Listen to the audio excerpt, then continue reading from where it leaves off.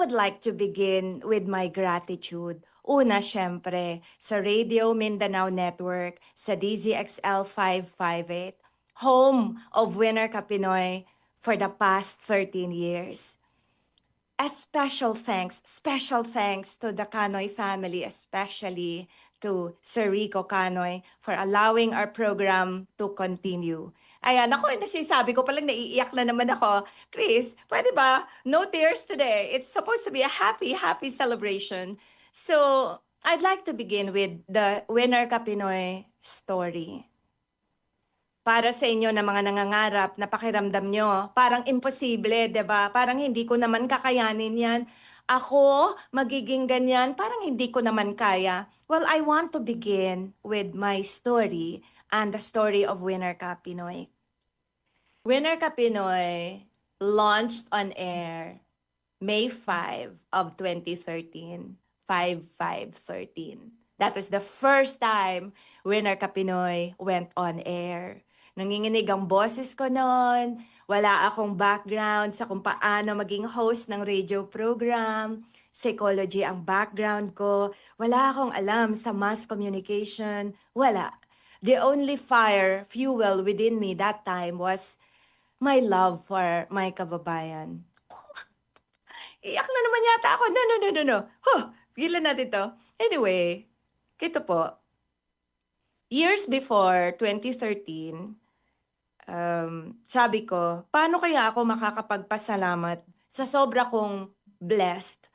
Sobra akong blessed kasi nung pinut up ko ang Training Edge, hindi ako nag-market, hindi ako yung nag-print ng mga flyers, hindi ako kailangang magkakakatok sa pinto ng mga kumpanya para sabihin na baka naman gusto niyong magbigay ako ng training. So I was so blessed kasi yung mga naging participants ko dati, they referred me to other companies. Kaya karamihan sa mga kumpanya na napagsalbahan ko for the past 19 years ay mga Japanese companies.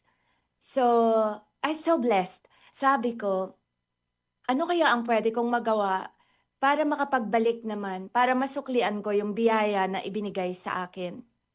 And so I thought of a radio program. Ang layo, di po ba? Pwede naman ako maging kolumnista. Pero naisip ko, at least with radio, AM radio, hindi po FM ang pinangarap ko. With AM radio, di ba, mass media talaga, maraming maaabot. So yun po yung pinangarap ko. I'd like a radio program. Wala pa pong DCXL noon. Wala pang ni anong station na nasa isip ko nung time na yon. Pero, nung naisip ko na gusto kong magkaroon ng radio program, kaagad meron na akong title. I think it was divine providence. It was divine idea placed into me na ang title ng programa mo, Chris, ay Winner Ka Pinoy. Kasi hindi ko naman siya maiisip kaagad-agad na yun ang title, di po ba, ng programa ko. So wala pa po akong prospect kung saan ako kukuha ng pambayad ng airtime, kung sino ang magbibigay sa akin ng airtime. Meron kayang magpo-produce ng programa ko. Wala pa yan, pero meron na akong title, Winner Ka Pinoy. So pause muna tayo dyan, dear friends. Para mamaya pakinggan ninyo kung, ano yung continuation ng kwento na yan. Kasi after kong naisip na I'd like to have a radio program kasi para madaming maabot. Nung time na yon wala pa pong YouTube.